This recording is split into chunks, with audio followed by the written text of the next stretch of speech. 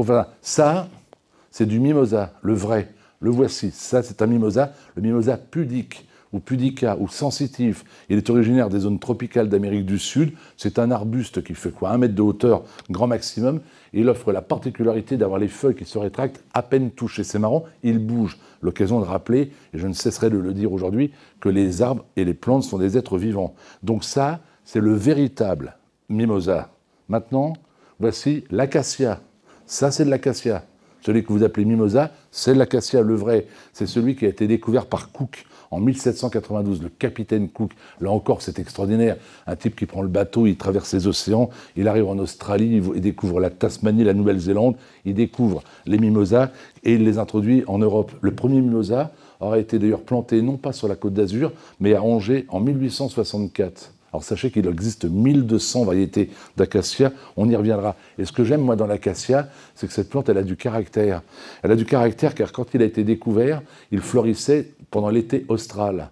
On l'introduit ici, il continue de fleurir pendant l'été austral. Nous sommes, nous, en hiver, mais lui continue de fleurir en janvier, février. Il se fout royalement dans notre calendrier.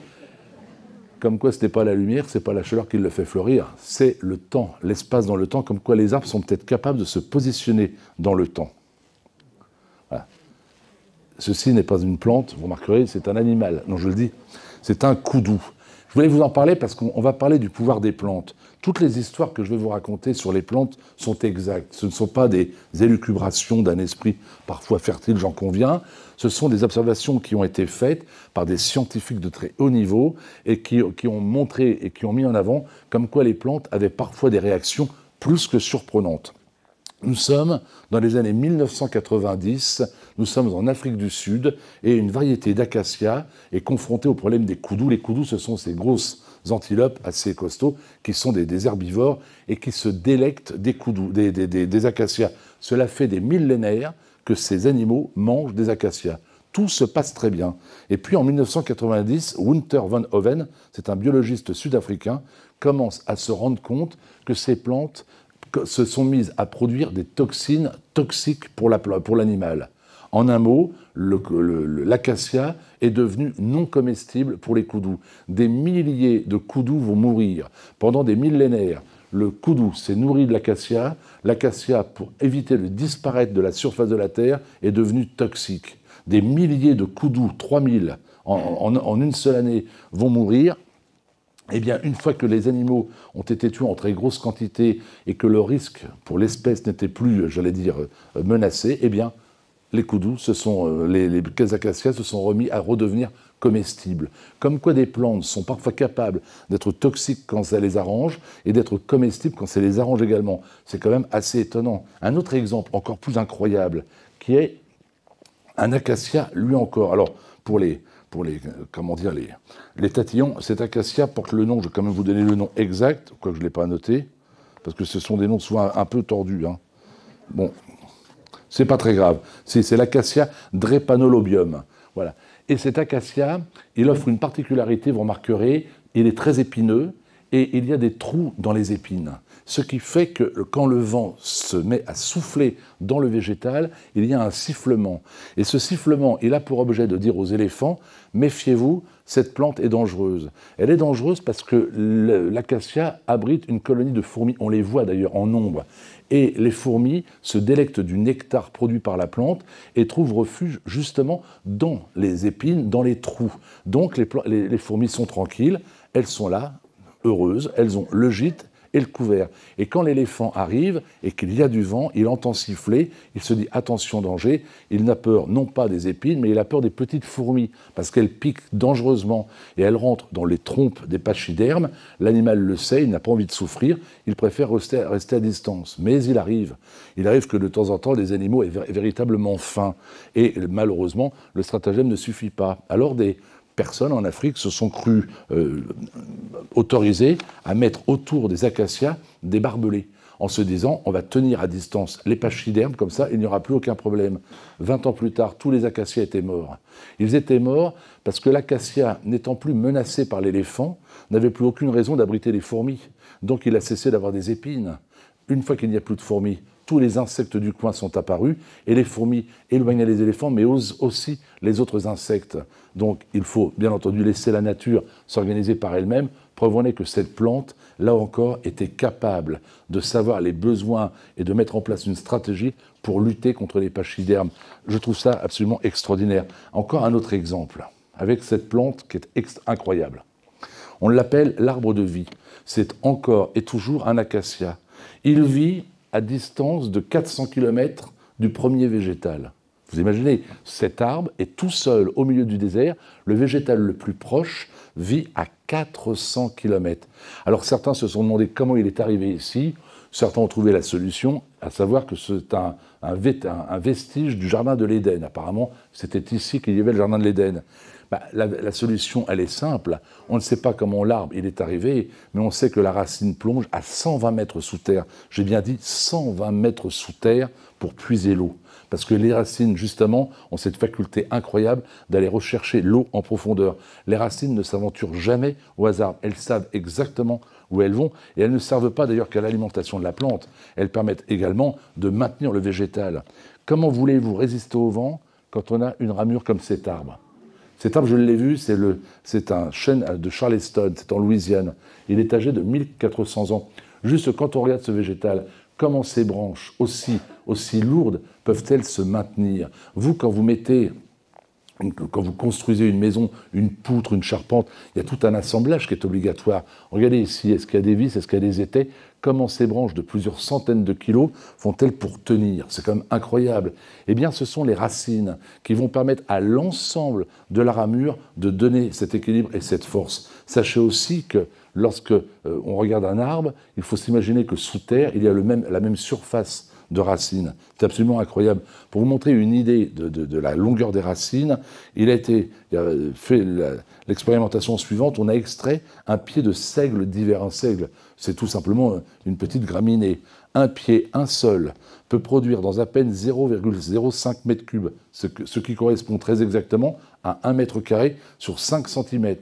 1 mètre carré, 5 cm, 623 km de racines. 623. C'est absolument colossal. Alors vous aurez certainement la chance, je l'espère, le 16, de rencontrer Francis Allais, ethnobotaniste, qui a écrit un ouvrage absolument fabuleux, Plaidoyer pour l'arbre. Eh bien, quand on lit les ouvrages de Francis Allais, on comprend que l'arbre est absolument à lui seul un véritable prodige capable de faire blêmir les plus talentueux architectes. Moi, je me rappelle que j'avais été confronté à Jean Nouvel lors d'un débat dans une émission de radio. Alors, je m'étais inspiré des notes de Francis Allais. Et voilà ce qu'il disait, je le cite. « Nos bâtisseurs sauraient-ils construire une tour de 60 mètres de haut dont la base atteindrait à peine les 2 mètres de diamètre ? Serait-il capable d'installer une structure au sommet de l'édifice de plusieurs dizaines de mètres carrés et prévoir des fondations d'à peine 3 mètres dans des sols parfois humides ou très inondés? Les architectes pourraient-ils employer des matériaux légers et flottants dont le coût n'excéderait pas quelques centaines d'euros le mètre cube? Voilà. Mieux, l'arbre, qui est donc cette prouesse architecturale, est capable en plus de stocker sa propre eau, de régénérer ses déchets et de fabriquer sa propre énergie. C'est quand même quelque chose d'extraordinaire. Là, nous avons affaire à un séquoia. Avez-vous vu le petit bonhomme qui est là-haut? Là? Vous avez vu un petit peu la grandeur de... C'est quelque chose d'absolument incroyable. Vous en avez également ici. Hein. Vous avez également des bonhommes là, et puis bien sûr en bas. Voilà. Donc c'est absolument extraordinaire. Alors, le séquoia, je voulais vous en parler parce que moi, j'aime cette plante. À une époque où on parle de l'amitié entre les peuples, c'est peut-être l'occasion de rappeler l'histoire du séquoia parce que je crois qu'elle mérite d'être connue. Nous sommes en 1841 et il y a un homme, cet homme il s'appelle John Bidwell. Alors John Bidwell, c'est un Américain un peu fantasque, il a fait tous les métiers du monde. Il a été soldat, il a été barman, il a été contrebandier, enfin il a fait des boulots pas toujours très honorables. Et là, il s'est donné comme nouvelle mission d'accueillir les colons qui arrivent sur la côte Est pour les conduire sur la côte Ouest. C'est son job. Et il passe son temps donc à parcourir d'un bord à l'autre les États-Unis. Et en 1841, très précisément, il découvre une forêt en Californie, le peuplement Calaveras. Et là, il découvre la forêt de séquoias géants. John Bidwell est convaincu d'avoir fait une découverte de première importance. Il en est si convaincu qu'il écrit immédiatement aux autorités américaines pour dire qu'il a vu des arbres qui semblent toucher le ciel. Tout le monde rigole. Certains doivent certainement dire que si des arbres étaient aussi hauts et aussi gros, ça se saurait depuis longtemps. On ne répond pas. John Bidwell est contrarié, et il écrit à l'Académie royale d'Angleterre, l'Académie de botanique, pour dire qu'il a vu des arbres gigantesques. Même réaction, on ne réagit pas. Fort heureusement, mais 12 ans plus tard, en 1853, deux Anglais, John D. Matthews et William Lobb, trouvent le courrier de John Bidwell, et ils ont de la chance, ils connaissaient l'homme, ils le savaient un peu farfelu, mais ils savaient que l'homme était sain d'esprit. Et ils décident de partir sur les traces de Bidwell pour découvrir à leur tour cette forêt de séquoias géants. Et effectivement, ils découvrent, quelques années plus tard, en 1860, ils découvrent cette fameuse forêt de séquoias géants. Alors ils n'ont plus qu'une idée en tête, une seule, ramener en Angleterre des graines et des jeunes plants. Mais il y a un problème, et le problème il est quand même complexe, c'est que la forêt est sous la protection des Indiens Cherokees, et pour qui ces arbres sont absolument sacrés, hors de question d'y toucher. Alors ils essayent de discuter, ils essayent de s'arranger avec les Indiens, rien à faire, on peut donner des graines, vous n'aurez pas de jeunes plants. Et intervient un homme qui s'appelle George Gist. Alors George Gist est un Indien. Il s'appelle ainsi parce que sa mère est indienne, mais son père, lui, était d'origine allemande. Et George Gist est ce qu'on appelle un sage. C'est un savant, on lui doit l'invention de l'alphabet Cherokee. Et cet homme va convaincre ses frères indiens d'accepter la demande des Blancs. Et finalement, Matthews Lobb et John Matthews peuvent partir en Angleterre avec quelques jeunes plants. L'arrivée en Angleterre, vous vous en doutez, est triomphale. Et sans attendre, on baptise l'arbre Wellingtonia en hommage au vainqueur de Waterloo. Hey, mais on se rend compte qu'il y a une erreur. C'est qu'un arbre a déjà été baptisé de ce nom. Il faut trouver un autre nom. Et alors qu'on est en train de chercher, eh bien, nos deux Anglais apprennent que George Gist a été, lui et sa famille, massacrés par les Blancs, n'acceptant pas que des sauvages, entre guillemets, aient osé converser avec la civilisation. Aussi, pour rendre hommage à George Gist, on va donner le nom de cet arbre au nom indien de George Gist. Il s'appelait Chekoye. Donc j'aime bien cette histoire parce que c'est quand même, je trouve, une histoire pleine d'émotions qui rappelle que derrière l'histoire d'un arbre, d'une plante, d'une fleur, il y a parfois de grands événements. Alors quand on parle des séquoias, eh bien on parle de leur capacité énorme. Regardez ce végétal. Vous avez des petits bonhommes en bas à gauche pour vous donner une idée de la dimension.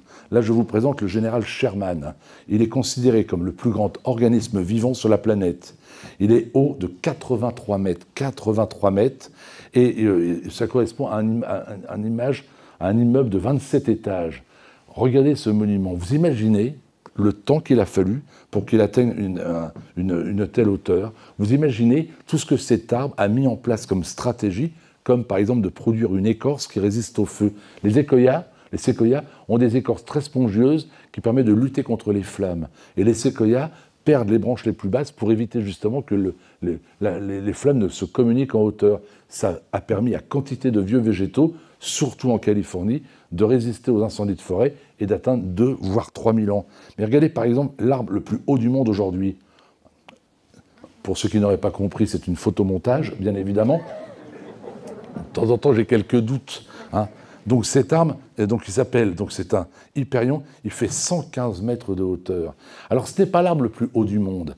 L'arbre le plus haut du monde, c'était un eucalyptus qui fut abattu en 1910 ou 11 en Tasmanie. Il était haut de 137,50 mètres. Il fut abattu pour permettre au crétin qui l'a fait de vérifier qu'il faisait bien 137,50 mètres. C'est absolument hallucinant.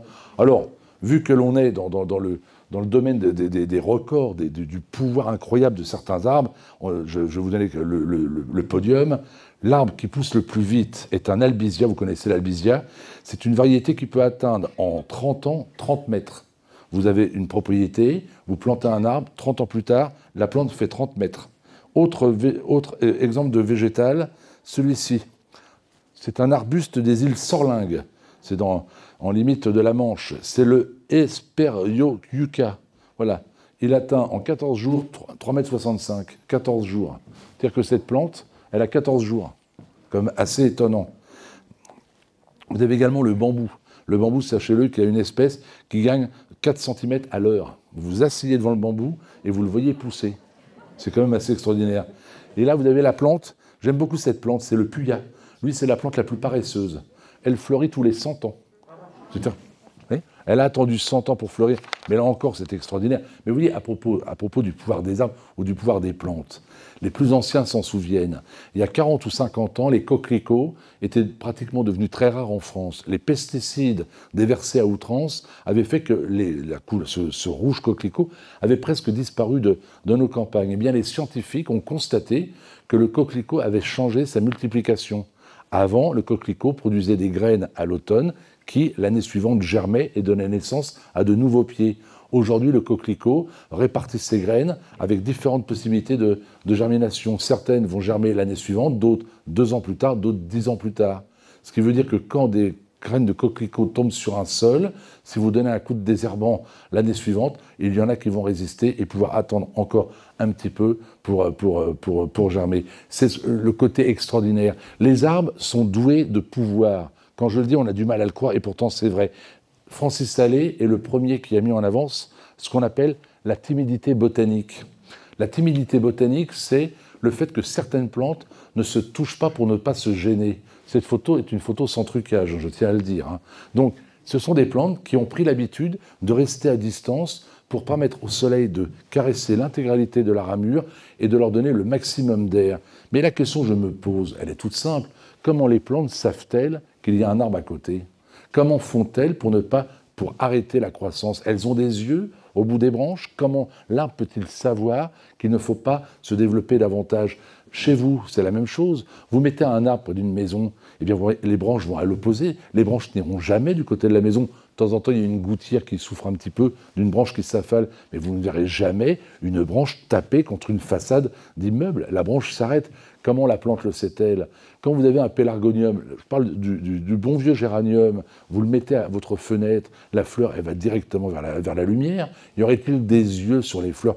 Comment la plante sait-elle que la lumière vient vraiment de la fenêtre ? C'est quand même assez extraordinaire. Alors, les plantes ont mis des stratégies en place incroyables pour vivre au mieux et ne pas se gêner. Par exemple, vous avez le noyer. J'ai une photo du noyer qui n'a aucun intérêt, mais le noyer, il produit une substance qu'on appelle juglon, qui, sur le sol, va stopper toute germination ou limiter la croissance des autres végétaux. Lui, il est tranquille, vous voyez, c'est un solitaire, donc il a des feuilles, ça tombe sur le sol, et aucun autre arbre ne peut se développer à proximité d'un noyer. Les plantes ont vraiment mis en place des stratégies absolument incroyables. Les plantes, les arbres, ou alors d'autres plantes encore plus petites, comme celle-ci que j'aime énormément, parce qu'on l'appelle le concombre anguleux. Alors ça n'a rien à voir avec le concombre masqué, ça c'était une autre aventure, mais le Sicyos angulatus, c'est une plante incroyable qui a besoin de lumière pour vraiment se développer et qui a donc besoin de s'accrocher pour chercher au mieux les rayons du soleil. Et elle produit, cette plante, on les voit, des petites vrilles. Et elle s'enroule à partir des petites vrilles pour se fixer véritablement très solidement. Eh bien, il a été démontré qu'il suffit sur une vrille de poser sur une vrille un poids de 0,25 grammes pour que celle-ci s'enroule autour. Ce qui veut dire que si vous mettez là un fil qui pèse 0,25 grammes, la plante le sent et va immédiatement s'entourer autour. Vous, à titre de comparaison, ce sera 2 grammes. Vous n'êtes pas capable de sentir avec vos doigts un poids inférieur à 2 grammes. La plante est capable de faire beaucoup mieux que vous. Donc c'est quand même extraordinaire. Autre exemple encore plus fou, la cuscute. La cuscute, ceux qui ont des jardins potagers connaissent cette plante qui n'a pas de feuilles. Ce sont des écailles qui ont remplacé les feuilles. Cette plante, elle est extraordinaire parce qu'elle a besoin d'un support pour vivre. Elle a besoin de chercher les rayons du soleil. Et elle est donc à la recherche de la plante idéale. Et cette plante aime les tomates. Et oui, c'est son truc, elle, c'est le pied de tomate. Et on s'est rendu compte dans un jardin que quand il y avait un pied de tomate, elle se dirigeait vers le pied de tomate. Alors les scientifiques se sont dit, mais comment sait-elle qu'il y a donc une tomate ? Comment fait-elle pour se diriger vers la tomate ? Alors on a planté des cuscutes à certains endroits, on a mis à plusieurs mètres des plants de tomates et on a observé. Et ce qui est extraordinaire, c'est que la cuscute va directement vers le plant de tomate. Alors ils ont eu l'idée de pulvériser sur des tuteurs des odeurs de tomates. Et la plante se dirige vers l'odeur. Cette plante, elle a du nez. Elle est capable de sentir. Avouez que c'est quand même troublant, avouez que c'est quand même absolument incroyable. Encore plus fou, Et là, c'est absolument incroyable, ce sont les cyprès. Alors, cette plante, nous la connaissons tous. Ce sont les bons vieux cyprès, ceux qu'on voit en vacances, les cyprès qui nous rappellent le sud. Et il a été observé que quand il y avait des incendies de forêt, eh bien, la plante résistait beaucoup mieux que les pins. Et on a une photo ici qui le montre très clairement. C'est une photo prise en Espagne. Il y a eu de gros dégâts. Et au milieu, eh bien, cette parcelle de cyprès est pratiquement intacte. Alors, il y a eu des hommes qui se sont intéressés au phénomène, et en particulier Bernabé Moya, qui est un botaniste espagnol. Et il s'était rendu compte que dans un grand incendie, sur 946 arbres qui avaient été complètement détruits, seuls 12 cyprès faisaient partie des victimes. Alors, on s'est demandé pourquoi le cyprès brûle-t-il moins que les autres végétaux? Eh bien, il a été prouvé, mais prouvé scientifiquement, que lorsqu'il y avait élévation de température, le cyprès accélérait l'évapotranspiration. Alors, l'évapotranspiration, j'y reviendrai tout à l'heure, c'est tout simplement l'eau absorbée dans la terre grâce aux racines qui est évacuée dans l'atmosphère. Eh bien, quand le cyprès est confronté au feu, il produit de l'évapotranspiration, en quelque sorte se met de la buée autour de lui pour humidifier son branchage et mieux lutter contre les effets du feu. Mais ce qui est incroyable, c'est que les cyprès qui ne sont pas, eux, confrontés à l'incendie, qui ne sentent pas l'élévation des températures, produisent au même instant la même évapotranspiration. Ce qui veut dire qu'il y a une plante, le cyprès, qui est capable de sentir qu'il y a le feu à proximité et qui est capable de donner l'alerte à d'autres cyprès qui, eux, ne voient pas les flammes mais ne sentent pas la chaleur. Donc avouez que ça fait partie des choses absolument incroyables. Les plantes ont des facultés d'adaptation hors du commun. Le cactus, on n'y pense jamais, mais un cactus, c'est quoi? C'est une plante qui a supprimé ses feuilles et qui a transformé les feuilles en épines. Regardez un cactus en général. Les épines sont mises d'une façon bien précise. Les épines permettent, à la plante de se refroidir car le vent s'engouffre autour des épines, un peu comme un radiateur de voiture, vous remarquerez, c'est la même conception pour faire véhiculer l'air. Ça permet également de protéger, bien évidemment, la plante des herbivores qui se précipiteraient pour se nourrir du végétal, et de là encore réduire les besoins en eau, car les épines n'attirent pas l'eau comme le font les feuilles. Est-ce qu'à ce niveau-là, il y a une première question? Je dis ça, c'est pas... Voilà. Exemple, moi j'aime l'automne. Je ne sais pas si vous aimez l'automne. Moi, c'est ma couleur préférée. Savez-vous pourquoi à l'automne, les plantes prennent de belles couleurs? Est-ce que vous vous êtes déjà posé la question, pourquoi les feuilles tombent-elles à l'automne? Mais par exemple, oui, mais pourquoi? Pourquoi, par exemple, quand vous allez sous les tropiques, eh ben, les plantes qui vivent dans ce qu'on appelle les paradis, comme les Seychelles ou Tahiti, les forêts restent vertes toute l'année. Là encore, c'est extraordinaire. Nous sommes en automne et les plantes savent qu'elles vont manquer d'eau. Parce que dans la terre, l'eau risque d'être gelée. Et au lieu de souffrir du manque d'eau, la plante se met en dormance, tout simplement. Ce n'est pas plus compliqué. Donc, première observation, les arbres sont capables de savoir qu'ils sont en automne et que l'hiver approche. Alors, comment procèdent-ils? C'est simple, ils produisent un bouchon de liège à la base du pétiole. Le pétiole, c'est la petite tige qui relie la tige à la feuille.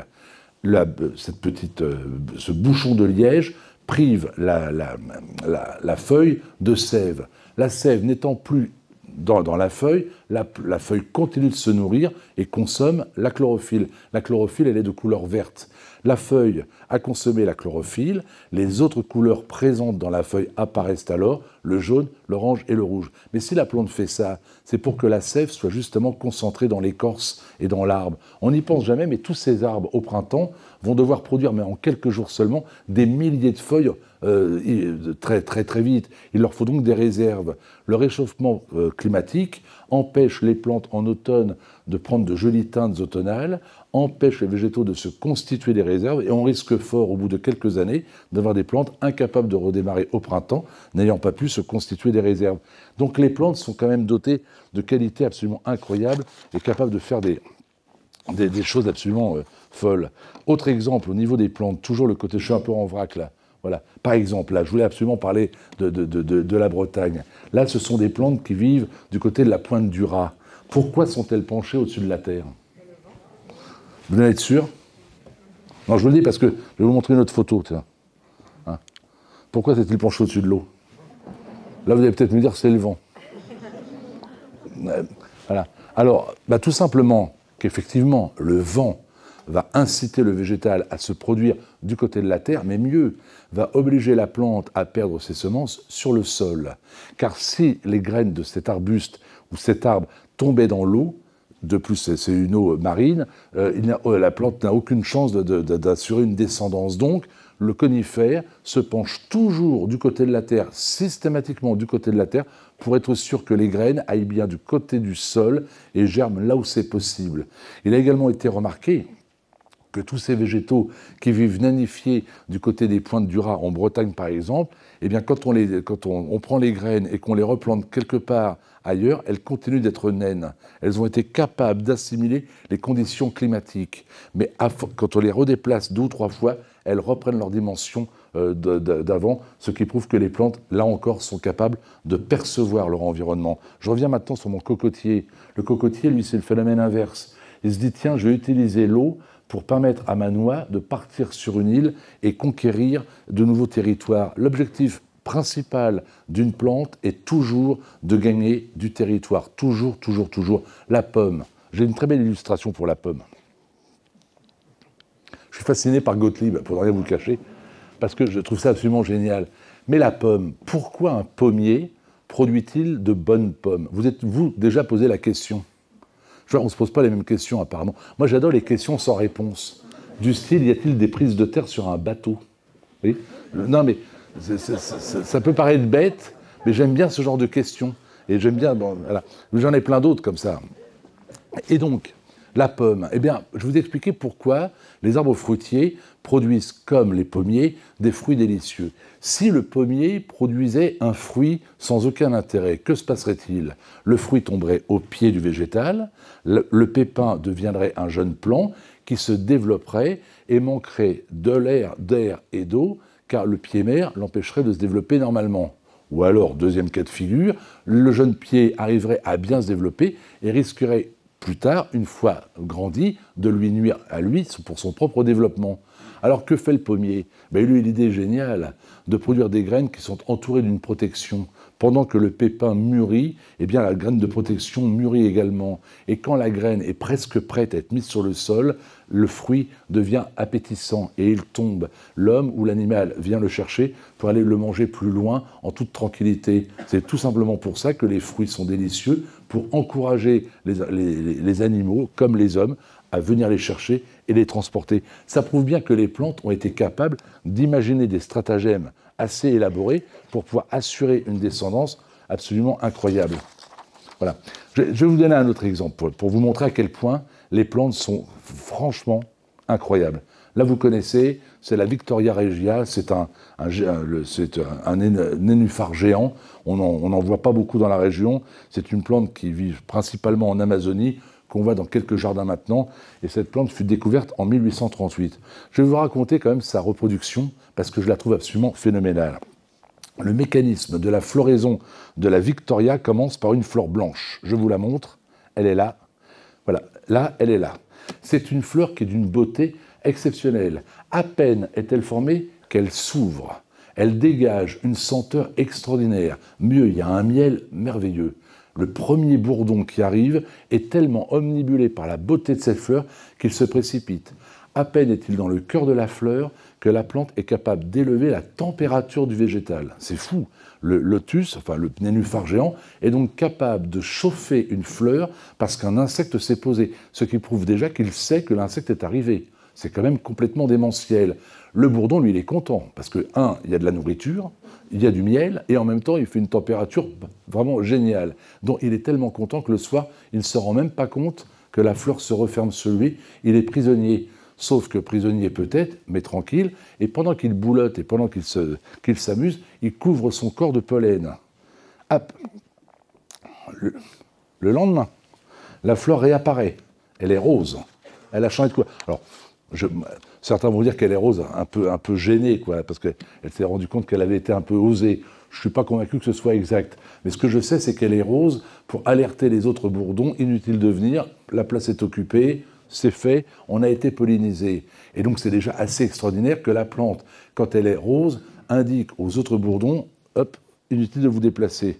Et le troisième jour, quand il faut enfin rendre la liberté aux bourdons, la plante, elle est devenue rouge et elle est devenue femelle. Ce qui veut dire que la plante qui a accueilli le bourdon était mâle, elle était blanche. Elle devient femelle en passant du rose au rouge, elle s'ouvre et le bourdon couvert du pollen peut ainsi continuer sa route. Cette plante a été capable de sentir la présence de l'insecte. Elle a été capable de mettre en place un système de chauffage. Elle a été capable de mettre en place tout un stratagème pour assurer sa descendance. Mieux encore, une fois qu'elle est devenue rouge, la fleur va sécher. Elle va produire une tige qui va déposer délicatement au fond de la vase la graine qui va donner naissance à un nouveau pied. C'est quand même assez extraordinaire de voir tous les stratagèmes mis en place par les végétaux. Autre exemple, il y en a peut-être ici, je ne vois pas, vous êtes dans le noir, peut-être qu'ils dormaient. Mais j'espère que non. Je serais un peu contrarié quand même. Ben, il a été constaté que certaines plantes dormaient. Eh oui, les bouleaux en particulier. Des scientifiques, là encore, le bon vieux Betula pendula, eh bien des scientifiques ont mis des capteurs et ils se sont rendus compte que la nuit, eh bien les plantes, comme vous, se relâchaient quelque peu. Il était remarqué que les branches ployaient légèrement, c'est imperceptible à l'œil humain, mais que les plantes, là encore, eh bien, avaient réduit leur activité et que les plantes, comme les êtres humains, la nuit, pouvaient eh bien, se reposer et repartir, j'allais dire, d'un bon pied. Les plantes sont dotées de pouvoirs extraordinaires. Le pouvoir, je crois, le premier de tous les pouvoirs, c'est bien sûr le pouvoir de vieillir. Hein. Alors, je voulais rendre hommage à quelques plantes comme le chêne d'Allouville. Je ne sais pas si vous connaissez ce chêne. Ce chêne, il a à peu près 1200 ans et il vit dans un petit village de Normandie. Alors, le chêne d'Allouville est un arbre qui est devenu creux. Je vous expliquerai juste après pourquoi il peut vivre bien que creux. Et 2 chapelles furent mises au XVIIe siècle par un prêtre du nom de l'abbé du Cerceau. Et ce chêne d'Allouville a très longtemps fait la gloire et la célébrité du petit village. On venait en procession de toute la province voir les 2 petites églises consacrées à la Vierge dans le chêne d'Allouville.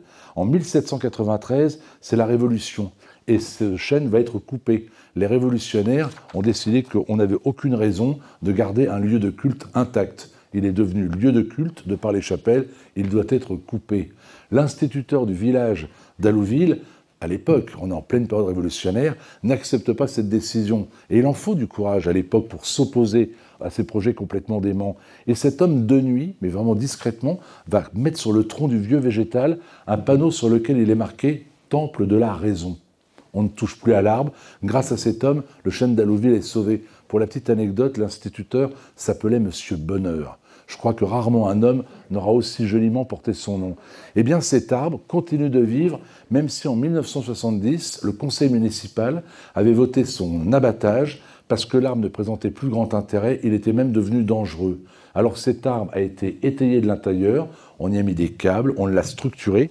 Il reçoit aujourd'hui 20 000 visiteurs par an.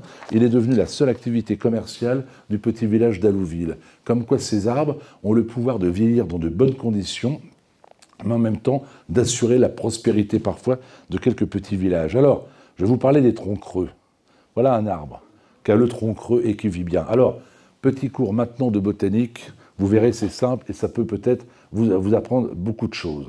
Un arbre puise dans le sol sa nourriture grâce à l'eau qui n'est finalement qu'un véhicule. Il ne boit pas, mais l'eau lui permet de transporter jusqu'au niveau des feuilles les sels minéraux et les oligo-éléments. Là, il monte par les tissus du végétal et au niveau des feuilles, il y a ce que l'on appelle la photosynthèse. La photosynthèse permet, grâce à l'action du soleil et du gaz carbonique, de transformer la sève brute, c'est ainsi qu'on la nomme, qui monte, en une sève élaborée, à savoir assimilable par la plante. Elle devient donc de la nourriture. Et la sève redescend vers les racines. Et tout ce qui est en surquantité au niveau de l'eau est évacué par les feuilles. C'est ce qu'on appelle l'évapotranspiration. C'est la raison pour laquelle, quand on regarde les forêts, les grandes forêts, le matin, il y a une brume. Et cette brume attire l'eau, parce que l'eau attire l'eau. C'est un phénomène chimique très complexe. Tout ça pour vous dire que s'il pleut sur la forêt amazonienne, c'est parce qu'il y a des arbres. Et que s'il ne pleut pas sur le Sahara, c'est qu'il n'y a pas d'arbres. Si demain vous coupez les arbres de la forêt amazonienne et que vous en plantez au Sahara, il pleuvra en Afrique, il ne pleuvra plus en Amérique du Sud, c'est ainsi. Donc les arbres sont capables, avec des petites feuilles, d'attirer en hauteur l'eau, les feuilles agissant comme autant de mini-pompes. Et tous les ans, la plante produit une couche de bois supplémentaire. Ce qui veut dire qu'en fait, l'arbre ne vit que sur quelques petits millimètres en périphérie. La partie la plus vieille d'un arbre est au centre, la partie la plus jeune en périphérie. Et les tissus du bois sont simplement protégés contre le froid, les chocs, le feu et le soleil par une écorce. Ce qui veut dire que la partie centrale ne sert pratiquement à rien, si ce n'est à maintenir le végétal.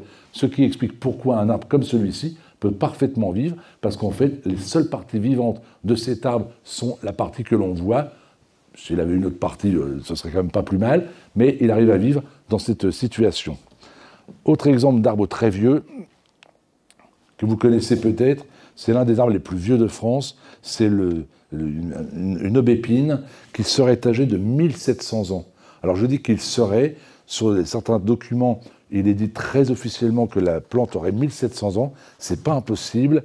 Comment cette plante a-t-elle fait pour résister au temps? 1700 ans, c'est absolument extraordinaire. Et pourtant, c'est rien par rapport au chêne de Pessine. Le chêne de Pessine, c'est un chêne qui vit en Charente-Maritime, sur une petite commune. Lui est âgé de 1800 ans. C'est quand même extraordinaire. Et pourtant, ce n'est rien par rapport à l'olivier de Roquebrune-Cap-Martin, qui, lui, est âgé de 2000 ans avec certitude. Cet arbre a 2000 ans. Et cet arbre a une petite histoire, parce qu'il a été menacé d'être coupé en 1920. En 1920, il y a un homme qui s'appelle Gabriel Hanotaux, c'est un politique, académicien.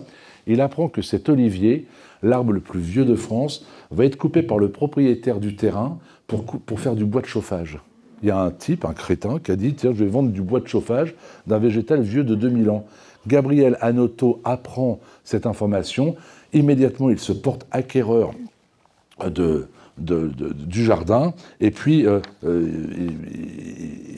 il protège le végétal. Et puis il écrit aussi, voilà ce qu'il dit. « J'aimerais avoir mon tombeau au pied de l'olivier millénaire, un tombeau creusé dans cette souche, un tombeau dans lequel cet arbre immortel puiserait chaque jour un peu de sa vie. » Alors malheureusement, Gabriel Hanotaux va décéder en 1944. Il fera don du terrain à la commune. L'arbre aujourd'hui est protégé, mais imaginez que cet arbre vieux de 2000 ans n'est pas protégé par la loi. C'est quand même complètement fou. Alors si vous aimez quand même les arbres anciens, ce n'est rien par rapport à celui-ci. Là, c'est l'olivier de Vouves. C'est dans un village de Crète. Il est âgé de 3000 ans. Vous imaginez un petit peu ce que cet arbre a vu. Il est âgé de 3000 ans. Il a à peu près le même âge que celui-ci. Ça, c'est un if. C'est l'if de Fontengel, c'est en Écosse. Alors lui, son estimation est estimée entre 2000 et 3000 ans. Et alors lui, il a un problème aujourd'hui, c'est que cet arbre vient de changer de sexe. Je ne plaisante pas. Il y a des plantes qui sont dioïques. Les plantes dioïques sont des plantes qui sont mâles ou femelles. Et les ifs sont mâles ou femelles. Et cet arbre a toujours été mâle, tout simplement mâle. Les femelles produisent des fruits. Et on n'aime pas trop avoir des femelles dans les cimetières parce que ça tâche un petit peu les sépultures. Eh bien, cet arbre, qui a toujours été mâle, est en train de devenir femelle. Alors on se demande pourquoi, peut-être une contrariété, allez savoir. Toujours est-il que ça intéresse au plus haut point les scientifiques. On aimerait savoir pourquoi il est en train de changer de sexe. Les arbres sont exceptionnels. Est-ce que vous connaissez l'arbre de Tulle? Je ne parle pas dans la région chère à notre ancien président, non, Tulle au Mexique. Il y a un arbre qui vit à côté de l'église Santa Maria del Tulle. C'est un cyprès qui a une particularité, c'est son tronc. C'est un arbre de belle dimension. Voilà. Avouez quand même que cet arbre-là, il a le pouvoir de prendre des dimensions hors du commun. Cet arbre qui est sacré dans ce pays, qui est protégé par la loi mexicaine, je tiens à le dire, regardez la dimension de ce tronc. C'est absolument extraordinaire. Alors, c'est un petit gamin parce qu'en fait, il n'est âgé que de 1500 ans. Vous voyez, donc c'est un petit piou-piou, rien à voir avec celui-ci. D'accord. On ne peut pas dire que sa santé est florissante, j'en conviens. Il y a peut-être une petite branche qui apparaît de temps en temps, mais il s'appelle Mathusalem, mais il est quand même âgé de 4850 ans. 4850 ans. Vous avez des plantes qui vont naître, qui vont vivre, qui vont mourir, et de la souche va redémarrer un végétal, et on va dire ainsi que certaines plantes ont 2 ou 3 000 ans, mais est-ce que c'est vraiment la plante? C'est discutable. Lui, ce végétal-là, il est âgé de 4850 ans. Il y en avait un autre qui vivait à côté il y a une trentaine d'années, et qui était considéré comme l'arbre le plus vieux du monde. Alors un garde forestier américain a coupé pour compter les cernes, pour être sûr qu'il était bien le plus vieux du monde. Voilà, il y a quand même des crétins qui ont atteint un niveau qui est quand même assez extraordinaire. Alors là, je voudrais vous poser une question, on va faire un petit voilà. Ceci est un sapin de Noël, le vrai, c'est l'Abies picea, et cet arbre, il a été découvert en 2004. Il a été découvert en 2004 par un homme qui avait un chien qui s'appelait Jiko. Il l'appelait Vieux Jiko. Il a donc baptisé l'arbre Old Jiko. L'homme qui a découvert cet arbre s'appelle Leif Kuhlmann. Et Leif Kuhlmann découvre cet arbre. Il est parti à la recherche des curiosités botaniques du nord de la Suède et il découvre là un petit bosquet. C'est un petit arbre, il fait quelques mètres de haut. Ne croyez pas que ce soit un géant. Et quand il voit cet arbre-là, il se dit cet arbre doit être très âgé. Il en est convaincu. Alors il sort ses appareils, il pratique la dendrochronologie, à savoir il compte les cernes de croissance, il met en place des appareils modernes, il utilise le carbone 14, et quand il voit les résultats, il se dit « j'ai dû me tromper, ce n'est pas possible ». Alors il refait ses calculs, les résultats donnent le même chiffre. Il appelle des collègues. Les collègues arrivent, mettent à leur tour des dispositifs extrêmement sophistiqués, des appareils un peu comme les scanners qui permettent, sans couper l'arbre, de compter les cernes. Et les scientifiques se disent « nos appareils déconnent, il n'y a pas d'autres explications ». Ça se sait dans la communauté scientifique, tout le monde arrive au pied de l'arbre et le résultat est officiel. Savez-vous quel âge a cet arbre? Vous avez devant vous l'arbre le plus vieux vivant sur la planète. Il est âgé de 9550 ans. J'ai bien dit 9550 ans. On n'est pas dans le doute, on n'est pas... ce sont des travaux scientifiques. Cet arbre vit dans un endroit secret pour éviter le vandalisme. Là, vous vous rendez compte? Obligé de le planquer pour éviter que des abrutis viennent le détruire. Mais voilà ce végétal. Quand on a 9550 ans, on a le pouvoir de vieillir, mais est-ce qu'on n'aurait pas le pouvoir de l'immortalité? Est-ce que cet âge de 9550 ans, c'est pas l'immortalité? Les arbres ont vraiment des pouvoirs extraordinaires, qu'ils soient morts ou qu'ils soient vivants. Même mort, un arbre est extraordinaire. Moi, je vais vous parler d'un arbre que j'aime beaucoup, que Goulven a bien connu, bien évidemment, qui était le chêne de Marie-Antoinette. Et je voulais vous raconter cette histoire parce que j'ai un défaut, je vous avoue quand même un petit mea culpa, je ne suis pas du tout rancunier, mais je suis revanchard. Et de temps en temps, j'aime bien à mon tour me moquer. Et il s'avère qu'en 2003, le chêne de Marie-Antoinette est mort. Et ce qui a suivi m'a quelque peu affecté, donc je prends plaisir maintenant à dire ce qu'il en était partout où je vais. Donc je vais donc vous raconter, par quelques mots, l'histoire du chêne de Marie-Antoinette. En 1999, ce chêne est intact après la tempête qui a fait tant de dégâts, mais ceux qui vivaient autour de lui, je parle des arbres, ont été détruits. Et cet arbre s'est retrouvé en plein soleil et a donc souffert. Je vous expliquais tout à l'heure comment une plante fait pour absorber l'eau. Le vieux chêne, pour réduire ses besoins en eau en période de canicule en 2003, 4 ans après la tempête, a donc libéré un grand nombre de feuilles, a fait chuter ses feuilles en été. Il a été trop vieux pour en reproduire avant l'automne. La canicule a tué donc cet arbre en 2003, de par la méthode que la plante elle-même avait mise en place pour tenter de se sauver. Donc 1999, le soleil apparaît de par la disparition des arbres. 2003, c'est la canicule et le vieux chêne est officiellement constaté comme mort.